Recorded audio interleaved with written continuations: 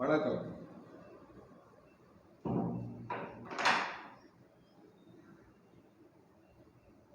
ஒவ்வொருடைய பிறப்பு சாதகத்தில் சனி பகவான் எந்த ராசியில் இருக்கிறாரோ அந்த கோயிலுக்கு சென்று மூலவரை வணங்கி அர்ச்சனை செய்து அத்தலத்தில் உள்ள சனி பகவானுக்கு அர்ச்சனை எழுத்தீபம் ஏற்றி வழிபட்டால்தான் கிரகம் தரும் தொல்லைகள் நீங்கும். மேசராசியில் சனி இருக்க பிறந்தவர்கள் ஆரணியில் உள்ள ஏரி குப்பத்தில் இருக்கின்ற சனி பகவானை வழிபட வேண்டும். வழிபட்டால் தொடர்ந்து வழிபடுகின்ற பொழுது அந்த சனியினுடைய தாக்கத்தில் இருந்து நாம் விடுபட முடியும் என்று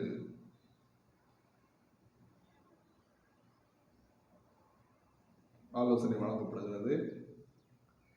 ரிஷபராசியில் சனி இருக்க பிறந்தவர்கள் திருப்பரங்குன்றத்தில் உள்ள சனீஸ்வர பகவானை வழிபட வேண்டும். மிதுன ராசியில் சனி இருக்க பிறந்தவர்கள் திருக்காளகஸ்தியில் உள்ள சனி பகவானை வழிபட வேண்டும்.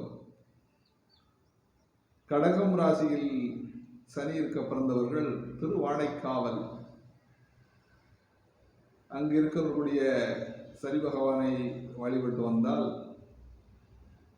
பிரச்சனைகள் தீரும்.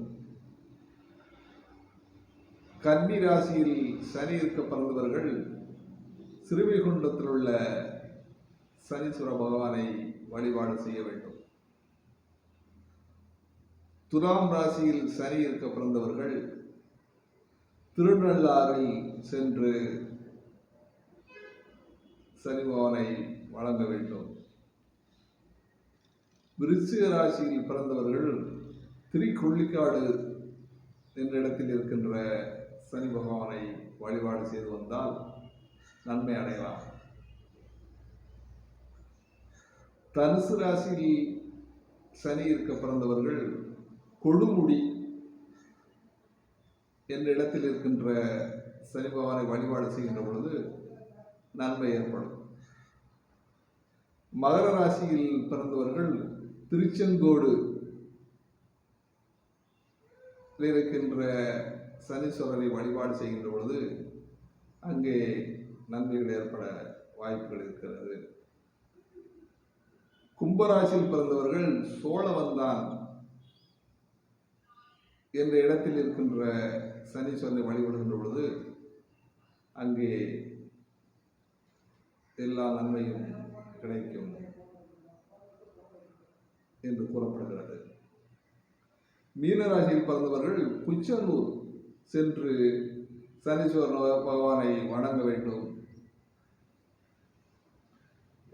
இந்த விவரங்கள் என்பது நாம் பிறக்கின்ற சலனகால சாதகத்தில் சனி பகவான் எந்த ராசியில் இருக்கின்றாரோ அந்த ராசிக்கு தகுந்தாற்போ அந்த ராசிக்கு சனி பகவான் எங்கு இருக்கிறார் என்பதைத்தான் எந்த தெய்வங்களை எந்த ஊரில் இருக்கின்ற சனி பகவானை வழிபட வேண்டும் என்று இங்கே விளக்கம் அளிக்கப்பட்டிருக்கிறது.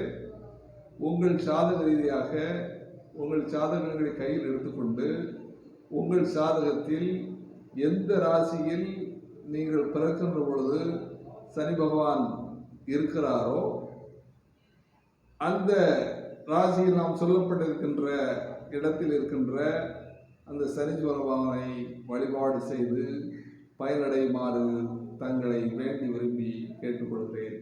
வாழ்க வளமுடன்.